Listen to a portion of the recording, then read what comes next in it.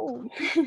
Muy buenos días, Made, ¿cómo estás? Buenos días, Irma, buenos días, Carolina, buenos días, Tatis, ¿cómo están? Buenos días. Bueno, Buenos días. hola, hoy vamos a continuar Bien. con nuestra lectura. Nos va a colaborar Made. Hola, Made, ¿cómo estás? Hola, Diani, bien, bien. ¿Tú cómo estás? Muy buenos días para todos. Buenos días para Irma, Tatiana, Carolina. Listo. Entonces vamos a iniciar con la lectura del día de hoy. Ujú. Masculló. ¿Qué me parece? Volvió a acomodarse en su silla. Lo que creo es que está fuera de tu alcance. No era la respuesta que esperaba recibir. Contaba con que me dijera algo alentador, que me ayudase a superar mi miedo y me diera un empujón. O algo que me dejase claro que debía actuar antes de que él hiciera algún movimiento. Pero se inclinó hasta situarse frente a su cerveza y me dedicó una media sonrisa. Sinceramente, Jonathan, olvídalo. Dijo lo que no me ayudaba para nada. Me pasé la noche dejando que se me calentara la cerveza e intentando reunir el valor suficiente. Cuando mis compañeros de piso se levantaron para marcharse, les dije que tenía que ir al baño y que se fueran a casa sin mí. Evan me miró y arqueó una ceja. Sí, claro, buena suerte, dijo mientras agarraba la chaqueta. Con su tono, dio a entender que la suerte no tendría nada que ver con lo que consiguiera, que necesitaría una intervención divina para tener éxito. Vi a Nisha sentada en una mesa cerca de la barra. Su zona estaba vacía. Parecía estar contando las propinas. Me acerqué y me quedé rondando la mesa, pero ella no se percató de mi presencia. Hola, dije por fin. Ah, hola. Sonrió al levantar la mirada y siguió sonriendo al ver que era yo. O bien era muy amable o bien era una buena señal. Tal vez eran ambas cosas. Siento molestarte, dije. Me parece que ibas a la clase de historia antigua de segundo, ¿verdad? Anisha le dio la cabeza y se quedó callada, como si estuviera pensando. Al cabo de un momento dijo, eres el ingeniero, ¿verdad? Lo pronunció con parsimonia, como si todavía estuviera intentando recordar mientras hablaba. Sí, sí, sí, respondí. Era mi asignatura de libre elección. Me di cuenta de que había empezado a balancearme apoyándome primero en un pie y luego en el otro. Me obligué a permanecer quieto, entonces me lancé. Estaba pensando, ¿quieres tomar café conmigo algún día? Ella sonrió, pero no respondió enseguida. Sin lugar a dudas, estaba sopesando la idea. Tengo una semana bastante movidita, dijo. Estoy poniéndome al día con un montón de amigos que no había visto desde el año pasado. Empecé a asentir con la cabeza, intentando pensar en una respuesta, intentando pensar en algo que decir que diera la impresión de que su inminente negativa no me importaba. Pero la semana que viene puede que tenga tiempo. Rompió uno de los recibos que tenía amontonados delante. Anotó un número de teléfono y me lo pasó. Me llamo Anisha, por cierto, lo dijo. Lo siento, he olvidado tu nombre. Yui se presentó frente al hotel justo a las 8. No iba en su taxi. Se me ha ocurrido que podíamos empezar el recorrido a pie, dijo. Me encanta conducir, pero caminar es la mejor forma de conocer la ciudad. La noche anterior me había convencido de que debía pasar el poco tiempo que tenía en Barcelona visitando los puntos de interés arquitectónico. Afirmaba que era una de las contribuciones más importantes de la ciudad al mundo del arte. Tenemos 9 edificios nombrados Patrimonio de la Humanidad por la UNESCO. Además, está la obra de Gaudí y toda la maravillosa arquitectura modernista catalana que viste ayer por la tarde. Aunque las edificaciones singulares no son solo obra del pasado, en la actualidad siguen interesándonos muchísimo. Lluís me explicó que la ciudad era el hogar de más de 5.000 arquitectos en activo. Te reto a que encuentres una población con más arquitectos per cápita en el resto del mundo, dijo. No acepté el reto. Me contó la historia de edificios diseñados por Jean Nouvel, Zaha Hadid, Frank Henry y Richard Rogers. El de Getty fue el único nombre que reconocí, aunque no quise admitirlo. Tras una única pausa a media mañana para comer algo, pasamos todo el día caminando sin parar. De vez en cuando subíamos al autobús, pero la mayor parte del tiempo estuvimos paseando con los ojos apuntando al cielo, moviendo la cabeza en todas direcciones para ver en perspectiva los edificios que teníamos a nuestro alrededor. Visitamos los pisos de la Pedrera de Gaudí, con sus paredes onduladas de la piedra con el aspecto de haber sido erosionada por el agua, y los balcones de hierro forjado con forma de algas. Me hizo pensar en la ciudad perdida de Atlantis. Sin lugar a dudas, una ciudad situada en el fondo del océano habría tenido ese aspecto.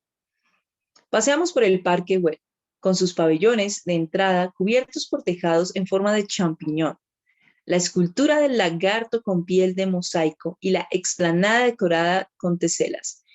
Finalizamos el día regresando al lugar donde habíamos estado la tarde anterior, a la Sagrada Familia, testamento inacabado de Gaudí, expresión de su visión artística y sus creencias religiosas, en opinión de Lluís. Me encanta este lugar, dijo pensativo, elevando la vista hacia los 4 altísimos capiteles. ¿Te he contado que mi bisabuelo trabajó en la construcción? ¿De verdad?, pregunté. ¿Se dedicaba a la mampostería? No, respondió. Era sencillamente peón de obra. Sospecho que pasó muchas horas empujando carretillas y cargando ladrillos. Pero, ya sabes, como dice la nota de Julián, no hay un trabajo insignificante. Me gusta imaginarlo sudoroso y polvoriento, mirando hacia arriba al final de una larga jornada, contemplando la magnífica iglesia que se elevaba ante sí con el convencimiento de que sin sus músculos y su tiempo algo así jamás habría sido posible. Ya era la última hora de la tarde cuando Lluís me acompañó caminando de regreso al hotel. Teníamos unos recados que hacer y ambos queríamos acostarnos temprano. Mi vuelo salía a las 8 de la mañana siguiente y mi anfitrión insistió en recogerme a las 5 para que llegase a tiempo al aeropuerto. En cuanto llegué a mi suite, le pedí la cena al servicio de habitaciones. Hice un par de anotaciones en mi diario, saqué el móvil y escribí un mensaje corto para Adam. La añoranza que me había hecho sentir ausencia en México empezaba a aflorar de nuevo. Me preguntaba cómo había podido estar sin llamarlo ni visitarlo durante días cuando estaba en casa. Empecé el mensaje con un franco: te echo mucho de menos, coleguita. Pero entonces pensé en la mirada de tristeza de Adam cuando me había despedido antes de marcharme a Estambul. Borré la frase. Quería estar presente para él, aunque fuera con un mensaje y no subrayar mi ausencia. En lugar de las palabras que había escrito, empecé a hablarle sobre el templo del mago y sobre las ruinas que había visitado. Escribí sobre los cantos de los pájaros en los árboles y sobre las pumas que me rodeaban en los bosques de la península de Yucatán, y sobre lo mucho que me había alegrado no toparme con ninguno. Y luego le conté cómo acababa de pasar el día en Barcelona. ¿Recuerdas el verano pasado cuando hacíamos castillos en la playa y dejábamos caer la arena mojada para formar torres y puntiagudas? Pues así era la iglesia que vi ayer. Estaba llena de torres puntiagudas. Las diseñó un señor llamado Antoni Gaudí, y apuesto a que cuando era un niño hacía castillos de arena como tú. Me detuve un segundo para pensar en la frase siguiente y escribí: cuando regrese, te llevaré a la playa el fin de semana.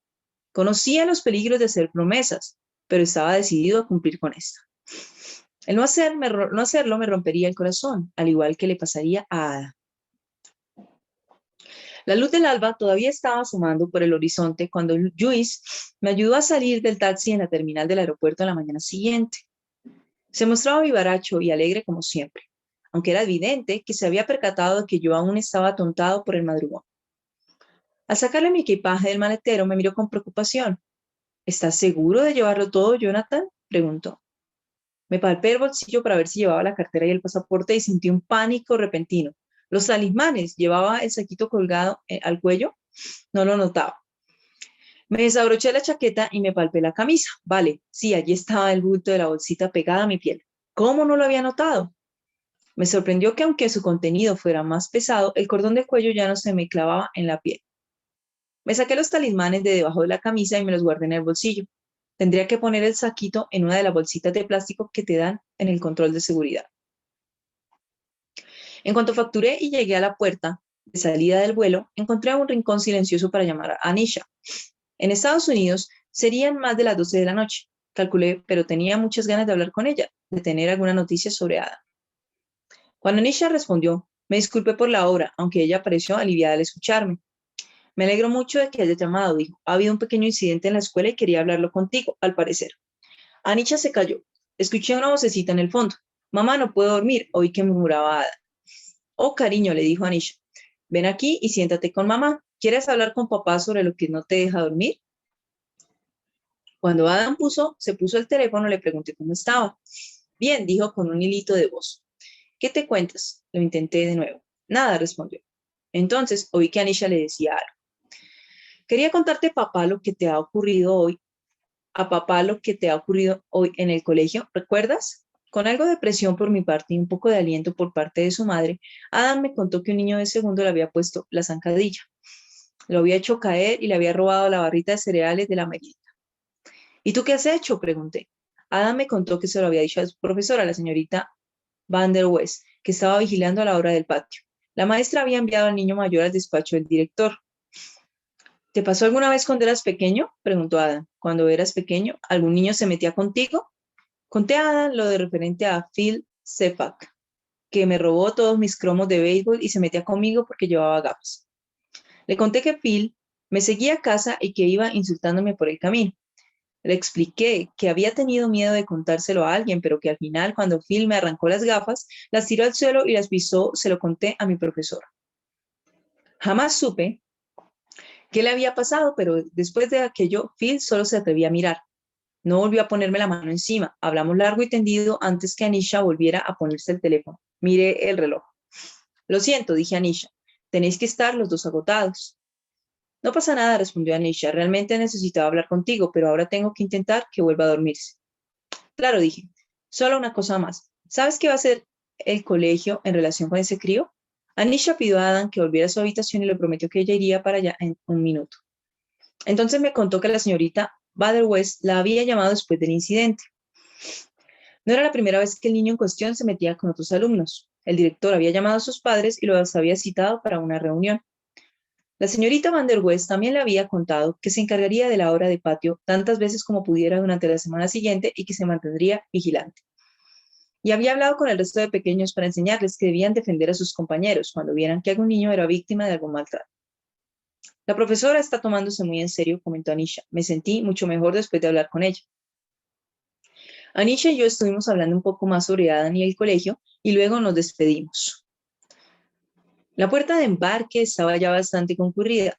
La mayoría de los asientos estaban ocupados. Había hombres y mujeres con maletines y ordenadores portátiles. Unos cuantos padres con sus hijos pequeños y justo enfrente de mí una adolescente con unos auriculares puestos repantigada en su asiento, mirando a su madre que estaba ofreciéndole un chicle. Pensé en mí cuando era adolescente, en la paciencia que habían tenido mis padres conmigo. Sentí una punzada de dolor justo en el pecho, una sensación que me resultaba familiar, echaba de menos a mi padre. Sentado allí en el aeropuerto de Barcelona, pensando en mi hijo, vigilado por la señorita Van der West, recordando a mi padre y mi propia infancia, me impactó darme cuenta de que mi yo de 5 años no se había equivocado. Mi padre era un genio de las aulas, trabajaba en una profesión realmente noble, había alcanzado la grandiosidad a la que aspiraba Luis. Me quedaba mucho trabajo por hacer si quería parecerme siquiera remotamente al hombre que mi padre había llegado a ser. Capítulo 8. Mientras estaba en España, Julián me había enviado información sobre mis dos próximos destinos. El primero me llevaría de regreso a Norteamérica, aunque me conduciría a la isla Cabo Bretón en la costa este de Canadá. Tras hacer una escala en Londres y otra en Halifax, y al cabo de más de 16 horas desde que Luis me dejara en el aeropuerto de Barcelona, aterricé en Cabo Bretón, en Sydney, Nueva Escocia. Era primera hora de la tarde. Tal como me había prometido Julián, había un coche de alquiler esperando. Me sentí aliviado al ver que tenía GPS. Caí en cuenta de que en realidad no sabía cómo ir desde Sydney hasta St. Anne's. Tardará una hora, me dijo el tipo de la agencia de alquiler de coches. En este caso, la guardiana del talismán era una mujer llamada Mercy McNeil. Le envié un mensaje para avisarle que ya iba en camino. Cuando salí de Sydney y entré en la autopista, recordé lo que había visto en la península de Yucatán. No fue por el clima, ni por las casas, ni por la vegetación. No, aquí el aire era cortante y helado. Los abetos, los pinos del Canadá y los abedules tenían un follaje denso y eran un verde oscuro. Y el agua, había agua por todas partes. La vía era una sucesión de curvas. Vi el GPS en la ruta, era casi como un circuito de competición, aunque cada cierto número de kilómetros con una sucesión de bosques se divisaba en la distancia una extensión de agua o un lago o una bahía. Lo que me hizo recordar la península de Yucatán fue lo desperdigada que estaba la población en Cabo Bretón, como salir de Mérida. En cuanto abandoné Sydney, tuve la sensación de haber dejado atrás a sus gentes. Pasé conduciendo por vastas extensiones en las que apenas vivían unas pocas personas. De repente, asomaban una o dos viviendas por el espejo retrovisor, pero desaparecían en un mar de árboles. Sin embargo, aquello de viajar por un lugar remoto para encontrarse con alguien, aunque fuera un desconocido, tenía algo que resultaba reconfortante. Al final de este viaje, pensé, hay alguien esperando. Mary McNeil y Angus MacDonald vivían justo en la salida de una pintoresca carretera llamada Cabo Trail, del otro lado del camino procedente de Bahía en Saint Anne's. En un mensaje, Mary me había dicho que vería un buzón junto a la carretera y un poste con un número, pero que no divisaría la casa hasta que hubiera cubierto cierta distancia del camino.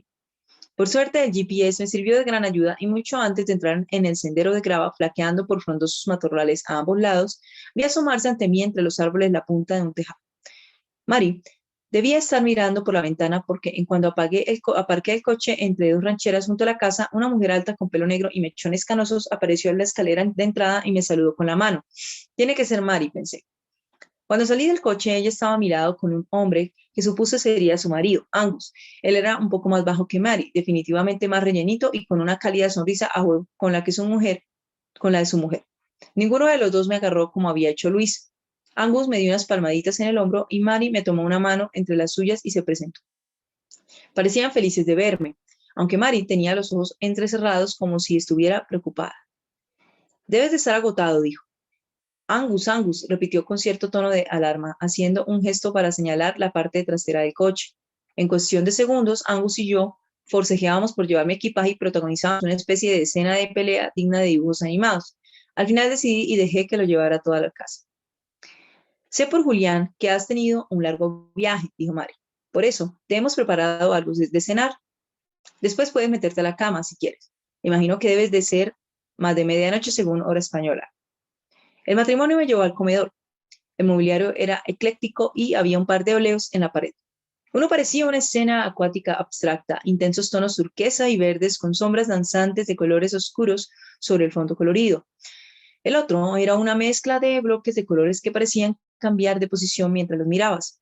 Mari me señaló un cómodo butacón situado frente a un ventanal alargado. Al sentarme me percaté de lo más espectacular de toda la sala.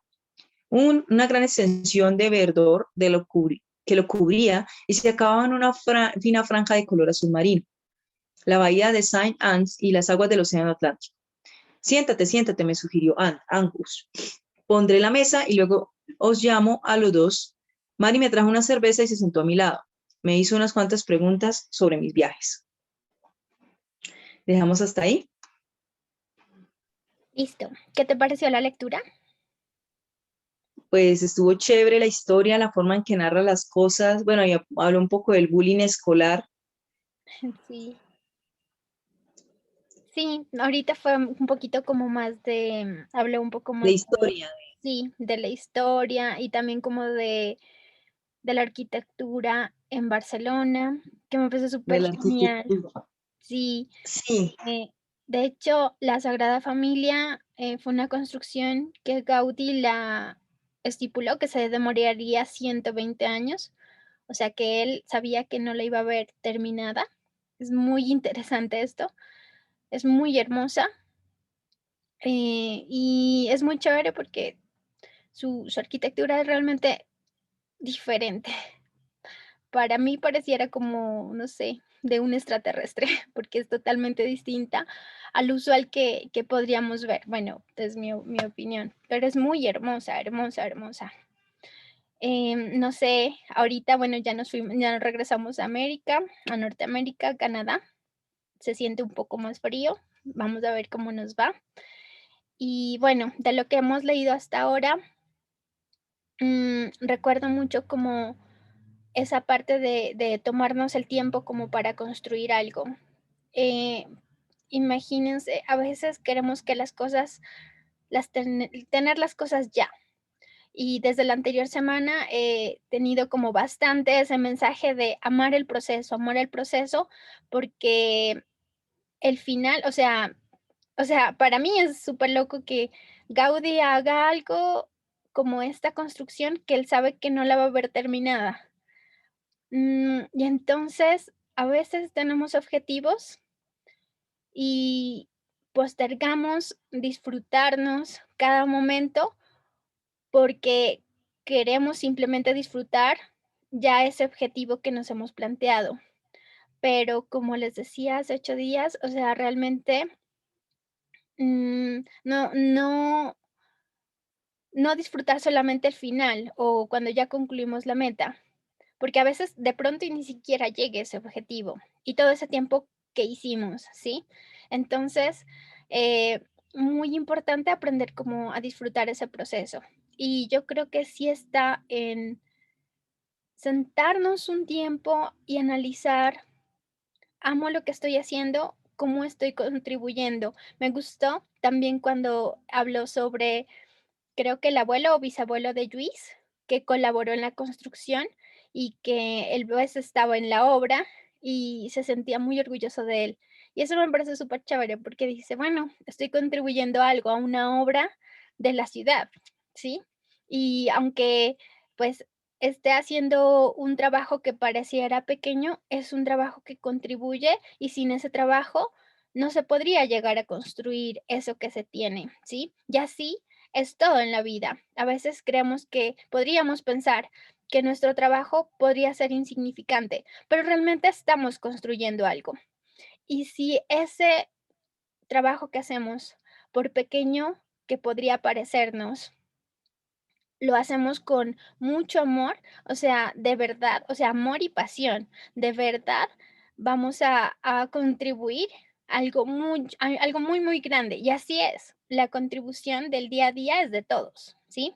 Necesitamos del panadero, de todo, de absolutamente todo. Y cada trabajo que hace cada persona es realmente invaluable, ¿sí? Y si hacemos lo que hacemos con amor y con calidad, estamos contribuyendo a un mejor mañana, ¿sí? Y más que nada, lo más importante, disfrutarnos es ese cada instante, ¿sí? Porque es especial. Y, y eso es lo que tenemos. ¿Por qué hacer algo diferente? ¿Por qué no disfrutar lo que tenemos en este momento? Yo sé que a veces hay como circunstancias que no nos permiten, pero al fin de cuentas son solo pensamientos los que nos pasan por nuestra mente, que a veces no nos permiten tomar esa decisión, pensamientos y creencias de querer disfrutarnos la vida y cada instante y no decir voy a ser feliz cuando ya llegue a esta meta. No, porque de hecho esa meta simplemente puede durarnos 2 semanas, como les comentaba la otra vez, 2 semanas y ya, ¿sí? Pero el proceso dura mucho más tiempo. Y si aprovechamos y disfrutamos ese proceso, nuestra vida irá cambiando. Y para mí va incrementando más el hecho como de llegar a esa felicidad constante. Bueno, no sé si alguien quiera complementar algo más, si alguien quiera compartir algo de lo que piensa. No sé, Made, si tú quieras complementar con algo más. De lo que dices es vivir el momento presente. Ujú. Sí, pero más Yo que creo que sí. vivirlo, disfrutarlo, amarlo, ¿sí? Y sentirlo. Sí, totalmente. Ujú. Sin rechazar tampoco nuestros momentos de tristeza o porque son partes de nosotros también, ¿sí? Bueno, Muchísimas gracias por acompañarnos el día de hoy. Eh, Qué bueno tenerlos. Ya nos vemos mañana para continuar con la lectura del libro. Espero que tengan un excelente, excelente día. Un abrazo muy fuerte y hasta mañana. Chao. Chao.